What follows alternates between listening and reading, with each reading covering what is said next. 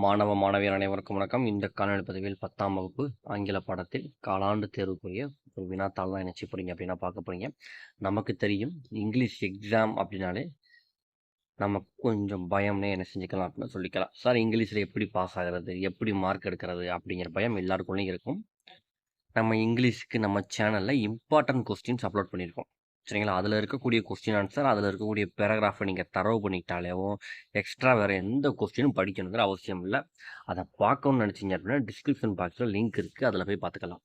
First நமக்கு question pattern எப்படி இருக்குங்கிற விஷயம் உங்களுக்கு தெரியணும். இதில் எதெல்லாம் நம்ம அட்டன் பண்ணால் ஈஸியாக 45லேருந்து 50 மார்க் நம்ம படிக்காமையே வாங்கிடலாம் அப்படிங்கிறதுக்கு உண்டானதான் இதில் உங்களுக்கு சொல்ல போகிறேன்.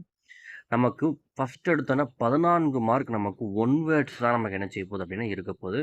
ஸோ ஒன் வேர்ட்ஸை கான்சன்ட்ரேஷன் பண்ணி படிங்க.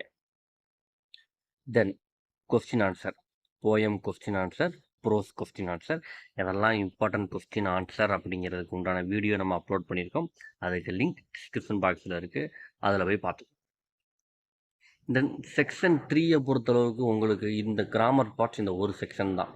சரிங்களா, ஸோ எனக்கு கிராமரே வராது சார் அப்படின்னு நினச்சா கூட உங்களுக்கு புக் பேக்கில் இருக்கக்கூடிய கிராமரை மட்டும் செஞ்சு பார்த்துக்கோங்க. மேக்ஸிமம் புக் பேக்கில் இருந்தால் கிராமர் கேட்பாங்க.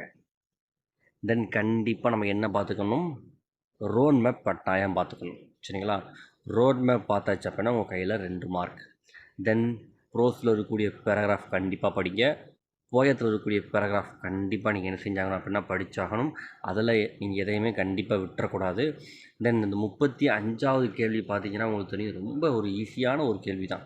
சரிங்களா, ஃபஸ்ட்டு எடுத்தோன்னே அந்த போயத்தில் ஒரு 4 லைன் கொடுத்துருவாங்க. இந்த 4 லைனில் இருக்கக்கூடிய ரைமிங் வேர்ட்ஸ் என்னன்னு கேட்டிருக்காங்க. செகண்ட் பியில் என்ன கேட்டிருக்காங்க, ரைமிங் ஸ்கீம் என்னன்னு கேட்டிருக்காங்க. Fourth one speaker of speech என்னன்னு கேட்டிருக்காங்க. டி ஆப்ஷன் என்ன கேட்குறாங்க, அலிட்ரேஷனாக அந்த ஃபஸ்ட்டு வேர்டிங் எதெல்லாம் ஒன்றா இருக்கோ அதை நம்ம என்ன செய்ய போகிறோம் அப்படின்னா எழுத போகிறோம். அவ்வளோதான், ரொம்ப ஈஸி தான். சரிங்களா, ஸோ உங்களுக்கு கொஸ்டின் ஆன்சர், தென் ப்ரோஸினுடைய பேராகிராஃப், தென் போயத்தினுடைய பேராகிராஃப், இதுதான் நம்ம படிக்க வேண்டிய பார்ட். இனிமேல் நம்ம பார்க்க போகிறது எல்லாமே நம்ம படிக்காமல் ஈஸியாக என்ன செய்யலாம் அப்படின்னா மார்க் எடுக்கலாம். சரிங்களா, ரீஅரேஞ்ச் த ஃபாலோயிங் சென்டென்ஸ். சரிங்களா, அந்த இதுக்கு ஈஸியாக படிக்கலாம். இந்த பார்ட் செக்ஷன் 4லேருந்து நம்ம படிக்காமல் எழுதக்கூடியது. சரிங்களா, சின்ன சின்ன விஷயங்கள் மட்டும் நமக்கு தெரிஞ்சால் போதும். இந்த 39வது நம்ம என்ன கொடுத்துருக்காங்க, அட்வர்டைஸ்மெண்ட் கொடுத்துருக்காங்க. ஒரு அட்வர்டைஸ்மெண்ட் அப்படின்னால அந்த அட்வர்டைஸ்மெண்ட்டுக்கு ஒரு தலைப்பு வைக்க போகிறீங்க.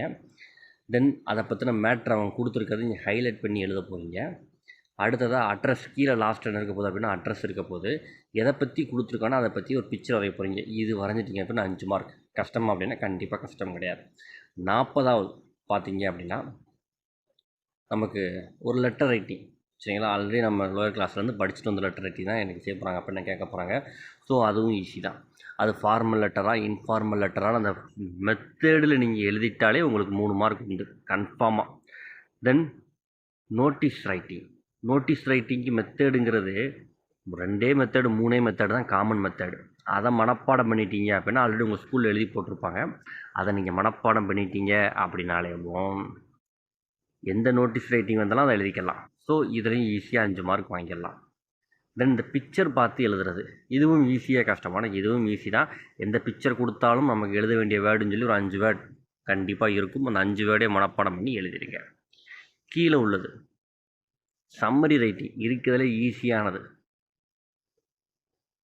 தென் எரர் ஸ்பாட், இது கொஞ்சம் கிராமர் தெரிஞ்சிருந்தால் நம்ம என்ன செஞ்சிடலாம் அப்படின்னா அட்டன் பண்ணிக்கலாம். சரிங்களா, தென் போயம். போயம் எல்லோரும் கண்டிப்பாக ஃபஸ்ட்டு 5 லைன் கண்டிப்பாக படிச்சுருங்க. அதில் இருந்தால் மேக்ஸிமம் நினச்சிவாங்க அப்போ 90% ஃபஸ்ட்டு 5 லைன் தான் கேட்காங்க. ஸோ அதை படிச்சுக்கோங்க. சரிங்களா, இதெல்லாம் படிக்காமல் எடுக்கக்கூடிய மார்க். சரிங்களா, ஜஸ்ட்டு சின்ன சின்ன விஷயங்கள் தெரிஞ்சாலே போதும்.